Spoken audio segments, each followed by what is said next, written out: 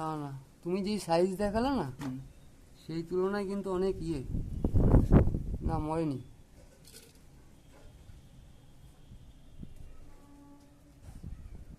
ও মরলে বোঝা যেত।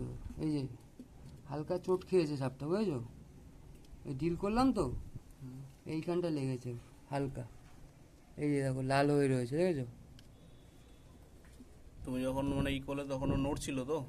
বললাম তো ও এইটুকুনির মধ্যে আছে, এই যে এইটুকুনি জায়গাটা, সেই জন্য তো আমি খুললাম আর এই দিকটা ফাঁকা করলাম। এই যে